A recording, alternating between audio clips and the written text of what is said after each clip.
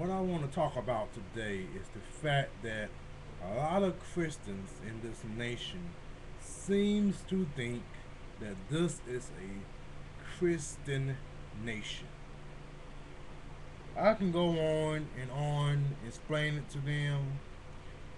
Some of the quotes from our founding fathers, a treaty that talks about how this is not a Christian nation, but I'm not even going to go into that. Basically, what I want to address is the whole thing of separation of church and state. It shouldn't even begin to be put in the context of this is a Christian nation. And then you have the President Obama, coming on TV saying that though this is a dominant Christian nation, we don't actually consider ourselves a Christian nation. Well, you're wrong. And I'm very passionate about this one. You're wrong. The fact of the matter is, majority of this nation do consider this a Christian nation, and this nation is very much so treated like a Christian nation.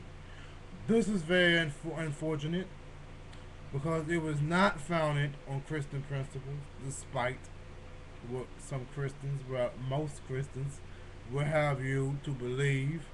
And we are supposed to have separation of church and state because not having separation of church and state would be disastrous to any government. The fact of the matter is, though, this is what I want to start pointing out about this government. First thing I want to point out is all of this basically started with the Pledge of Allegiance to the flag. Basically, in the 1950s, two big things happened in the 1950s. The words "In God We Trust" was officially added to the U.S. currency. Now, the words "In God We Trust" had already begun to appear on coins, change currency, and during the toward the end of the American Civil War. And the reason of this was because there is a huge Christian movement which was basically pushing for this, already pushing for it to be on the coins. But it was never really officially added. So this wasn't really an official thing. Uh, it became official in the 1950s. What also happened in the 1950s, something that our children in the classroom seem not to know of because the teachers conveniently elect not to educate them on the subject, is that the words "under God" was not initially in our pledge to the flag. The fact of the matter is, these words were not added into the 1950s. So the Christians, since the founding of this nation, if you really want to go back and look at it, has been trying to insert their beliefs, their convictions into this government. Now, unfortunately, the last 60 or 70 years, they have been highly successful in doing so. As a matter of fact, if you would actually go back and just look at the past 8 years, Christianity has been able to do so much in the past 8 years that I'm sorry, but it's going to take more than just the next 8 years to undo the past 8 years.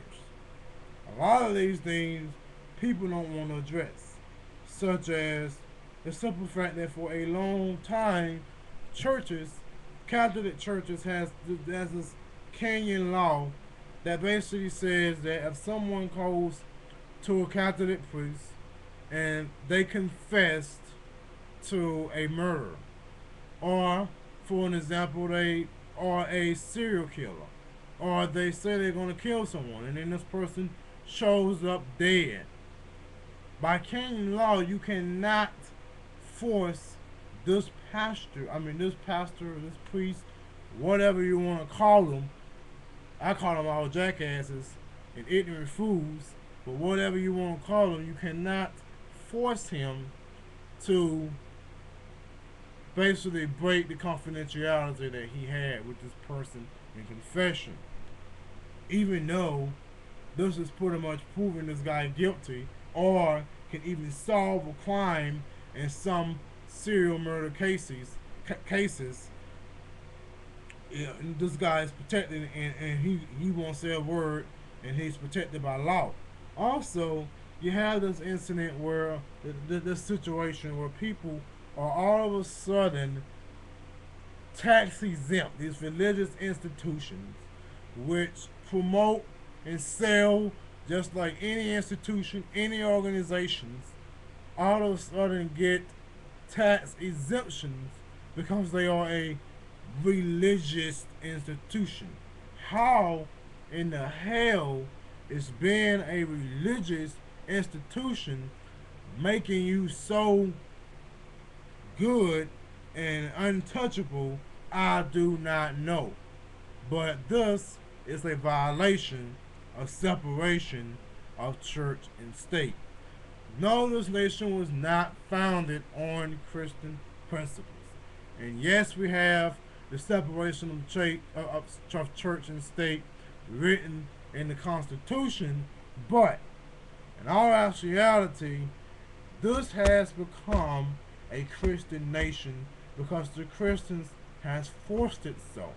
And this nation has went downhill because of it.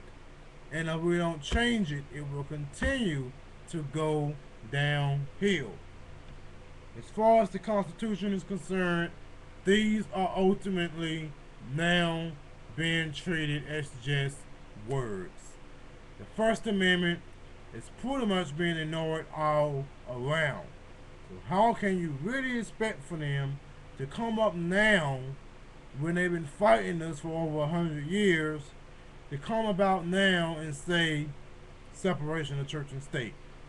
Not going to happen. You're going to have to force them to do so.